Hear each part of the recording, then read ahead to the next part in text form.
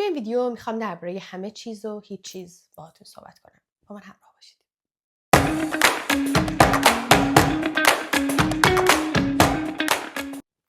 سلام قشنگا. حالتون چطوره؟ امیدوارم که خوب باشید.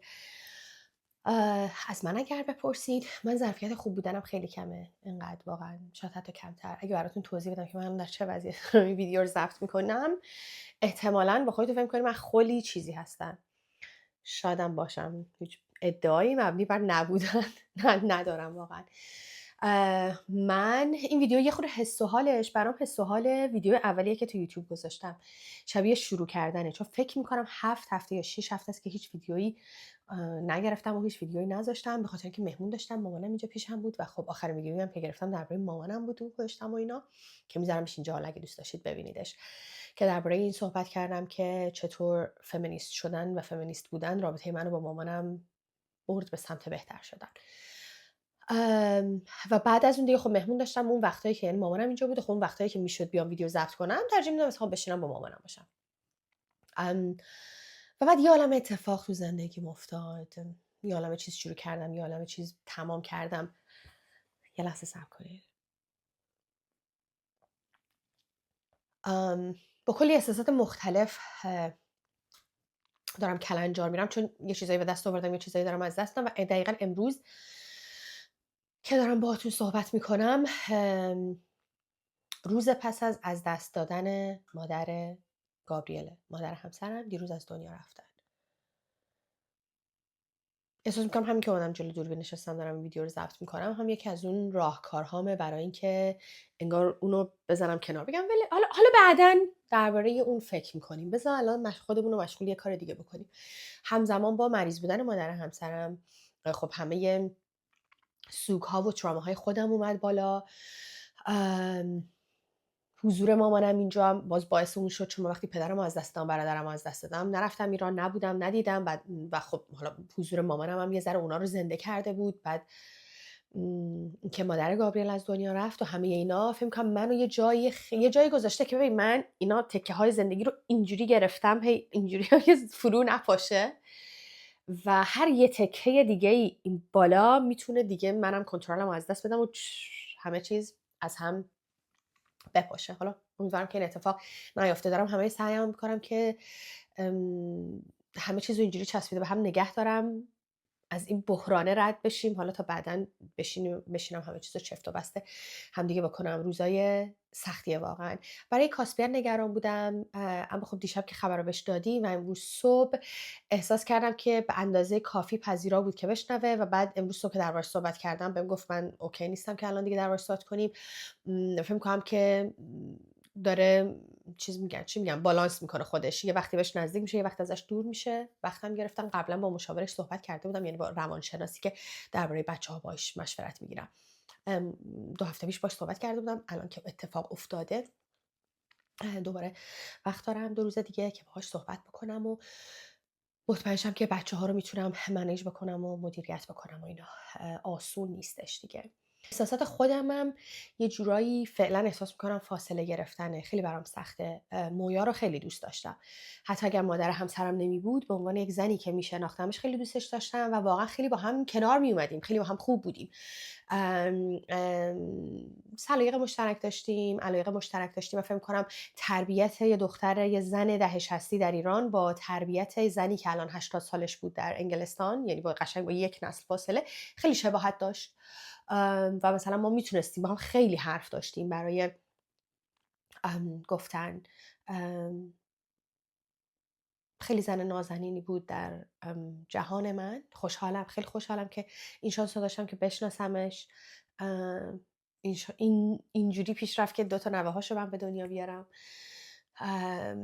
و خیلی خوشحالم که با وجود اینکه مریض بود، بعد از به دنیا آمدن کاسپیان، بچه اول ما، خیلی خوشحالم که اینقدر زنده موند که فرزند دوم ما رو هم ببینه و فکر نمی‌کنم دیگه بیشتر از این نوه‌ای داشته باشه، چون دیگه بچه آخرش گابریله که دیگه ما هم 2 تا بچه‌مون رو داریم و فکر نمی‌کنم یه بچه دیگه بخوایم داشته باشیم.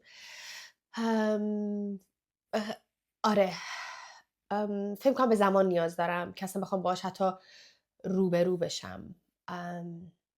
برام سخته. فردا روز خاکسپاریه، من هنوز تصمیم نگرفتم میخوام برم یا نرم. فکر میکنم یه ذره از این تاپیک کلا خیلی دور نگه داشته شدم، چون تو خاکسپاری برادرم و پدرم هم نبودم. در نتیجه خاکسپاری برام خیلی چیزه، یه عالمه چیزه و شاید تصمیم میگیرم که نباشم. و خب حالا مطمئنم همه این خانواده هم درکم میکنن و میفهمن. دیگه این از چیزی که خیلی تازه است، خیلی تازه ترین اتفاقی افتاده. اما حالا تو همه این مدتی هم که نبودم یه عالمه اتفاقای مختلف داشته میافتاده دیگه، که مهمترینشون اینه که من بیزنس جدیدم رو لانچ کردم. هماگاه یه پلتفرم آموزشی توانمندسازیه که 1 ماهه که شروع به کار کرده. من خیلی براش هیجان دارم، کاریه که خیلی خیلی به دلم نزدیکه و واقعا دوست دارم که خوب پیش بره. یه ورکشاپ برگزار کردیم، 2 تا ورکشاپ ثبت نام کردیم که یکیشو هفته پیش برگزار کردیم، یکیش در حال ثبت نام الان و این آخر هفته برگزار میشه. اون ورکشاپی که برگزار کردیم من انقدر براش هیجان داشتم و انقدر شبی که برگزار شده بود هیجان زده بودم. یعنی ورکشاپ که تمام شد مثلا با یکی از دوستان تماس گرفتم و اینجوری بودم که بیا با هم حرف بزنیم، انگار که مثلا میخواستم با یکی جشن بگیرم. خیلی بعد از اینکه با خود مدرس با سبای عزیز جشن گرفتیم و زنگ زدیم و صحبت کردیم و کیف کردیم، واقعا خیلی احساس خوبی داشتم، خیلی هیجان زده بودم. ظرفیتش پر شده بود، 15 نفر اومدن توی ورکشاپ و خیلی دلچسب بود دیدن همه آدم هایی که جمع شده بودن اونجا تجربیاتش رو به اشتراک بذارن و خلاصه خیلی خوب پیش رفت. موضوعش چالش‌های زنان مهاجر در محیط کار بود که خیلی خوب پیش رفت. اون ورکشاپی که این آخر هفته برگزار می‌کنیم اسمش از فراتر از بدن، درباره آشتی با بدنه که بی‌صبرانه منتظر اینم هستم. این ثبت نام از ایرانم داشت. وقتی بچه‌های ایران میان ثبت نام کنن اصلا یه ذوق و شوق دیگه‌ای دارم دیگه براش. حالا فقط دارم به شما میگم هنوز توی هماگاه تبلیغاشو نرفتیم، ولی قراره رو موضوع ابورشن، پایان خودخواسته بارداری کار کنیم، قراره رو مادری کار کنیم، قراره برای آغاز سال نو میلادی یه وبینار رزولوشن، هدف گذاری و اینا بذاریم. خیلی برای همه چیز هیجان زدم و امیدوارم که خوب پیش بره. لینک اینستاگرام هماگاه رو میذارم اینجا، اگر دوست داشتید برید نگاش بکنید. واقعا بچه سوممه، از اول سال 2025 خیلی وقت بود ایدهش تو سرم بود و از اول 2025 شروع کردم برنامه‌ریزی و اینا براش و خوشحالم که بالاخره شروعش کردم. فکر کنم اینو تو ویدیو اول یوتیوب، تو ویدیو معرفی خودم هم اینو میگم. ویدیو رو میذارم اینجا، خودم هم برم ببینم، شما هم برید ببینید ببینید آیا اینو میگم یا نمیگم. که میگم که من از این آدماییم که شروع کردم برام سخته، یه ایده خیلی باید توی سرم بمونه و ازش مطمئن بشم بعد شروعش بکنم و شروع کردن یه ذره برام سخته، ولی وقتی شروع میکنم به شدت آدم ول نکنی ول نکنیم که این بعضی وقتا اتفاقا میتونه بد باشه ها. یعنی در اون جای درست که باید بگی ببین بس دیگه ول کن، ممکنه یه وقتی ول نکنم و یه ذره سختم باشه ول کردن و یه ذره بیهوده همچنان ادامه بدم. ولی به هر حال برام یوتیوب این شکلی بود، مدت ها بود تو سرم بود و بالاخره شروع کردم. هماگاه همین شکلی مدت زیادی تو سرم بود، بالاخره شروع کردم و حالا واقعا امیدوارم که این 2 تا پروژه امسال من بودن، امیدوارم که خوب پیش بره. بعد حالا بگو چی گفتم که امسال یاد چیزی افتادم که 2 هفته دیگه تولد 41 سالگیمه. نه واقعا باورت میشه من 41 سالم بشه؟ اصلا باورم نمیشه. ببین از این جهت که وقتی که آدم بچه تره، کم سن تره، با آدمای 41 ساله نگاه میکنه، مثلا من اگه یه کسی میاد بهم گفتش که یک زن 41 ساله که 2 تا هم بچه داره، اینجوری زندگیشو کرده اما الان برای خودم اینجوریم که خیلی جو بودم. یعنی مثلا 41 سال چرا؟ ببین اوکی، شاید هنوز برای من اتفاق نیفتاده، هنوز دنبال اینم که بحران میانسالی چه شکلیه. قطعا یک تفاوتی احساس میکنم. اصلا از پارسال که 40 ساله شدم کاملا میبینم که من آدم متفاوتیم. یه ذره این شکلیم که چه کار دیگه ای رو بریم امتحان بکنیم، چه تجربه دیگه ای هست که من در این جهان هستی باید داشته باشم. یه ذره آدم ریسک، یعنی من این شکلیم، ریسک پذیرتر شدم همین، اما اون ترسه و اینا رو ندارم. و خیلی دوست دارم بیشتر از یک ویدیو مشخصا درباره 40 سالگی میسازم، درباره اینکه اصلا من تو 40 سالگی چه اتفاقی برام افتاد، چیکار کردم و اینا، و به 41 سالگی میخوام چه کارهایی بکنم، چه غلطایی بکنم. دوست دارم اونا رو بهتون بگم. ولی خیلی underrated 40 سالگی به نظر من. یعنی ازش به عنوان آی دیگه سرازیری تو فلان، واقعا میگم من موهام هیچ وقت به زیبایی که در 40 سالگیم بود نیست و مطمئنم شما هم اگه من از قبل میشناسید میتونم از شماها به عنوان شاهدانم استفاده کنم. واقعا موهای من در 40 سالگیم از همیشه زیباتر بوده. واقعا پوست من در 40 سالگیم از همیشه بهتر بوده. شاید چون من از اواخر دهه 30 یاد گرفتم بیشتر به خودم اهمیت بدم. از اواخر دهه 30 سالگیم دیگه ویتامینامو خوردم، ویتامین دی مو خوردم، بیوتینمو خوردم، به پوستم رسیدم، روتین پوستی داشتم، نمیدونم وضعیت مالی داشتم که برم فیشال بگیرم هر ماه و نمیدونم همه اینا. اعتماد به نفسم، صلح با خودم، همه اینام در 40 سالگی بهتر بوده. تازه من جز زناییم که ور نمیرم با صورتم و مثلا اینا، من خیلی بیش با روانم و اینا ور میرم، با جای دیگه هم ور میرم با صورتم و بدنم و اینا خیلی ور خاصی نمیرم. مثلا ور خاصی هم لازم ندارم و یه فیلر دوره چشمه که خیلی دلم میخواد بزنم، ولی خیلی یه ریسکیه، 10% ریسکیه که بد بشه دیگه و من دوست ندارم اون 10% ریسک رو بکنم. بخواد 90% خوب میشه، 10% ممکنه بد بشه. اون 10% در صنعت زیبایی برای من ریسک زیادیه. خب اگه دوره چشمم یه ذره بهتر بود، من واقعا احساس میکنم هنوز مثلا این خطا رو ندارم، نمیدونم مثلا افتادگی پلک، نمیدونم مثلا لبام چروکیده بشه. البته اصلا میگه اینا 40 سالگی اینا اتفاقا میفته، نمیدونم، به ما اینجوری گفته بودن قرار بود یعنی من فکر می‌کردم قرار 40 سالگی این اتفاقا بیفته. من فکر می‌کردم قرار من 40 سالگی دیگه پوستم بد بشه، چروکام واضح بشه. حالا شاید من چون جوره چشمم از همیشه چروک داشته به نظرم واضح نیست، یا فکر می‌کردم یه اتفاقی اونا رو هنوز نمی‌بینم. هنوز با 40 سالگیم برام اتفاق خاصی نیفتاده بجز اینکه این پشت واضح نیست، این پشت موها، این پشت گوشام، اینجاهام 3-4 تا موی سفید اینجا و این پشت گوشام شروع کردم موی سفید داشتن. 3-4 تا تار اینجا دارم، 3-4 تا تار اینجا دارم. یعنی وقتی که موهامو میبندم بالا میتونم ببینمشون، اونم از روبرو نه دیگه، مثلا اگر یه عکسی از بغل کسی ازم گرفته باشه میتونم ببینمشون. و بعضی وقتا مثلا وقتی اینجا دارم موهامو نگاه میکنم یهو مثلا یه تار موی سفید میبینم. این تنها چیزیه که فکر میکردم مثلا موهام خیلی بیشتر باید سفید باشه، چروک داشته باشم، کیفیت خوابم عین بنز میخوابم، عین بنز میخورم. و فکر میکنم 40 سالگی به ما بد معرفی شده بود.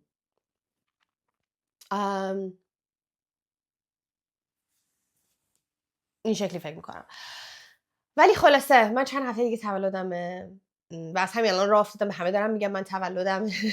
من وقتی که جوان‌تر بودم از این آدمایی بودم که وای میستم ببینم کی تولدم یادش میمونه، کی تولدم یادش نمیمونه. اصلا دیگه تو زندگیم دنبال ناامیدی نمیگردم اصلا. یعنی اینجوریم که بازی که برای من حداقل نیست که بشینم ببینم آقا کدوم دوستم تولد من یادش میمونه، کدوم دوستم تولد من یادش میره. شاید هم دلیلش اینه که من خودم دیگه شروع کردم تولد آدم‌ها یادم رفته، زندگی اینقدر پیچیده شده و با تقویم 2 کشور زندگی کردن و اینا که من تولد آدم‌ها یادم میره. و در نتیجه اینجوریه که خب بگیم تولدامون رو به هم دیگه بگیم، چرا منتظریم که مثلا یکی تولد من یادش بمونه. من تنها کسی رو که یادم نمیره تولد خودمه. دیگه ممکنه واقعا تولد بقیه یادم بره، حتی مثلا تولد بچه‌ها رو مثلا اینجوریام که 6 فروردین بود، چند مارچ بود، مثلا یه ذره چون تو 2 تا تقویمه ممکنه که لازم باشه چند ثانیه بهش فکر کنم. تولد خودمه که ولی میدونم 1 آبان و 23 اکتبره. آره به خاطر همین اصلا دیگه توی این بازیه این که وای تو تولد من یادت نبود، تو به اندازه کافی برای من اهمیت قائل نیستی، هم اونو نمیخوام، همین که اصلا نمیخوام خودمو برای تحمل یک ناامیدی به این شکل زندگی فراوان، دیسپوینتمنت ها، ناکامی هایی که زندگی پیش روی آدم میذاره به عنوان یه بزرگسال اینقدر زیاده که من اینجوریم که چرا خودم بشینم برنامه ریزی کنم به فلانی نمیگم تولدمه که اونم یادش نیاد که ناکام و ناامید بشه. من نیستم دیگه. من به همه میگم، از راه میافتم به همه میگم من 23 اکتبر تولدمه. به دوستان پیام میدم میگم خب چیکار کنیم، کجا بریم، همدیگر ببینیم برای تولد من. و آره وای نمیستم بقیه برام یه کاری کنن، خودم برای خودم برنامه‌ریزی میکنم، خودم با آدما میگم سلام تولدم، دوست دارم روز تولدم تو رو ببینم، سلام تولدم، شام به مناسبت تولدم بیاین شام با هم بریم بیرون تولد. یا ممکنه به آدما نگم تولدمه، که مثلا اون حالت به آدم‌ها، به ایرانی‌ها، به آدم‌های غیر ایرانی میگم تولدمه بریم با هم درینک بنوشیم و اونا هم میان و اوکیه. اما به ایرانی‌ها احتمال کادو خریدن وجود داره. اون غیر ایرانیه تهش اینه که درینک تو اون شب حساب میکنه، چون میدونه مثلا تولدته. حالا اونم یه ذره اصرار بکنی اونم حساب نمیکنه. ولی ایرانی‌ها ممکنه که این تصور داشته باشن که قراره برات کادو بخرن. ممکنه که به دوستای ایرانی، دوستای صمیمیمون نمیگم، یه گروه مثلا 4 تا زن ایرانی هستن که مثلا تو شهرمون یا یه جای دیگه میشناسم، میشه مثلا بگم مثلا یه برنامه بذاریم این آخر هفته بریم بیرون، بعد که رفتیم بیرون مثلا بگم تولدمه و مثلا اینا. خلاصه آره این شکلیه و بی‌صبرانه منتظر تولدم. خیلی خیلی براش خوشحالم و منتظرم که با دوستام جشنش بگیرم. احتمالاً برم لندن که با گروه دوستای صمیمیم مثلا یه شب بیرون باشیم و یه آتیشی بسوزونیم و ببینیم چی. حالا کاش عکسشو براتون بذارم که این بچه‌ها پارسال به من گفتن که دوستای صمیم پارسال من گفتن که ما برات یه برنامه‌ای می‌ریزیم، پارسال تا 40 سالگیمون دیگه، و تو رو میبریم بیرون بیا. من بهش گفتم چه لباسی بپوشم و اینا متاسفانه نگذاشتن، نبرداشتن و من گفتم که هر لباسی، عکسشو براتون میذارم ببینید. من با این لباس رفتم درگ شو. خب چرا به من میگین هر لباسی راحتی بپوش که من یه پیراهن بلند مشکی بپوشم برم باش درگ شو؟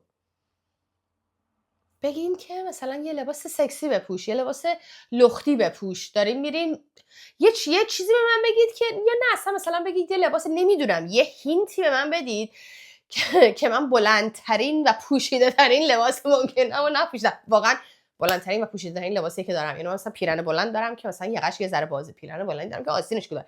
اینو اگر نگاه بکنید. و درگ کوین عزیزمونم اتفاقا یه تیکه‌ای به من انداختش، رستم کرد دقیقاً به خاطر لباسم. ولی خب آره پارسال که انقدر به هم خوش گذشت که حد نداره.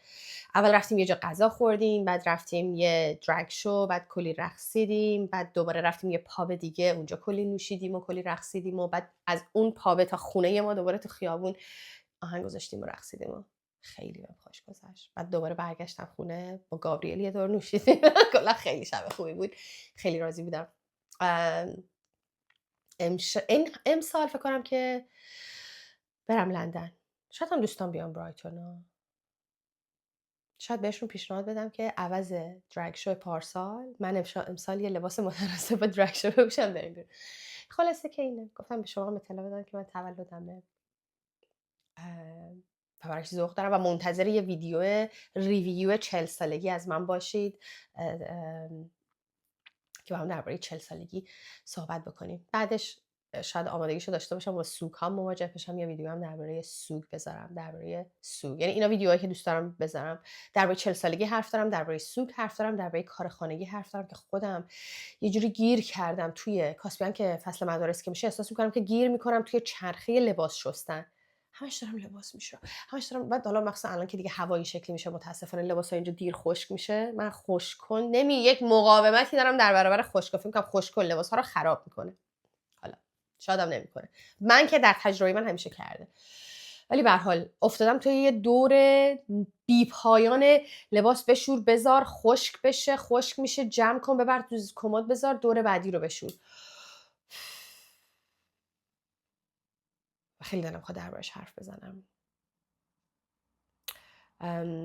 چون خیلی نامرئیه. مثلا براتون توضیح بدم، حالا الان دیگه توضیح نمیدم، مثلا تو همون ویدیو کار خانگی توضیح میدم که چقدر نامرئیه که همین یه فقره لباس شستن و خب تا کردن جمع کردن گذاشتن بعد ناکردن. او لباس رو شستی داری تا میکنی نو اکچولی این یه ذره برای کاسپن کوچیک شده، اینو باید یا اینو چیکار کنم، اهدا کنم، ریسایکل کنم، بندازم دور، و بعد چون اونو یه لباس انداختی دور بعد یه لباس جایگزین بخری. اونو از کجا؟ یه داستان بزرگ و پیچیده‌ای داره که دوست دارم درباره اونم صحبت بکنم.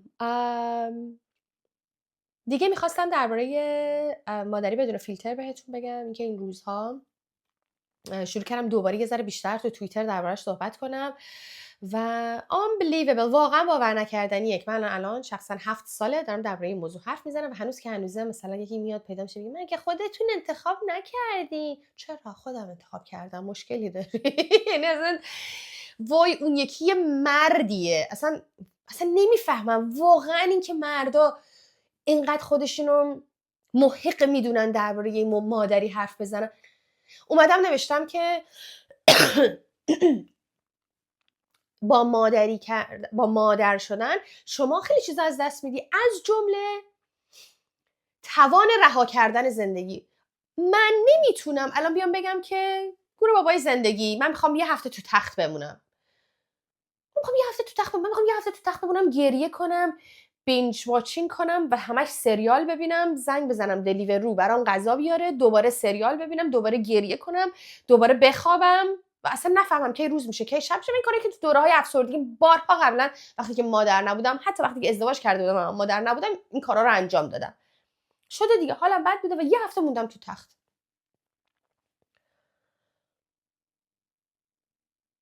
و مرده میاد مینویسه اما من با پدر شدن چیزی از دست. من گفتم پدرها چیزی از دست میدن؟ من گفتم مادرها؟ تو چی میگی؟ خب چرا بچه‌هاتون رو نمیدین به همسرتون برین سفر؟ من گفتم میخوام برم سفر. من میگم میخوام افسرده شم بمونم تو تخت. سفر کجاست؟ سفر از کجا؟ الان اصلا کی گفت میخوام سفر برم؟ چرا با این حرفا ارزش مادری رو کم میکنی؟ بیچاره مادرت، بیچاره مادرت که برای تو ارزش مادری به اینه که من حرف نزنم از این فکت بدیهی که شما با مادر شدن یه سری چیزا رو از دست میدی، از جمله خواب شب، از جمله امکان اینکه وا بدی در برابر زندگی، از جمله امکان خیلی چیزها. درباره اینم یه ویدیو بسازم. مردای این مدلی یه جوری منو هرس میدن، عصبانی میکنن، خیلی عصبانی میشن و بعد این شکلم که وای بیچاره زنای اطراف اینا. یعنی مثلا تو چرا باید وقتی یه زنی میاد از مادری مینویسه احساس مثلا گوش نمیدی بگی آها این شکلیه؟ چرا اصلا با خودت فکر نمی‌کنی آخ بیچاره مامانم، گناهی مامانم که مثلا امکان اینو نداشت که یه هفته افسرده بمونه تو تخت؟ چرا این به ذهنت نمیرسه به جای اینکه بیای به من مثلا چرت و پرت بگی؟ خلاصه اینم هرس خوردنم از دست مردای ایرانی توییتر. غیر ایرانی ها رو هیچ ایده‌ای ندارم. من خیلی وقتا فکر میکردم که به زبان انگلیسی هم بنویسم و حرف بزنم و اینا، و اینجوری هم که من به یک زبان زنده دنیا دارم فوش میخورم. بذار به همون یه زبان باشه، چون واقعا فضای غیر فارسی زبانم گل و بلبل نیستش دیگه. اونجا هم همین شکلیه، اونجا هم یه سری مرده. تازه اونجا میخوام فوش نژادی هم بخورم، واسه حداقل در فضای فارسی زبان فوش نژادی نمیخورم. اونجا به جز فحش‌های جنسیتی احتمالاً فحش‌های نژادی هم می‌خورن، به ویژه با این جهانی که هر روز داره بیشتر راستگرا میشه و میره به سمت راست و ترسناک داره میشه. واقعا نگران کننده است وضعیت جهان، وضعیت مهاجرها، وضعیت از خیلی جهات. به نظر من ما داریم در جهان نگران کننده ای زندگی میکنیم.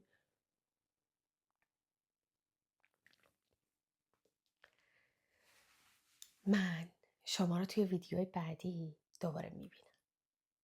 فعلا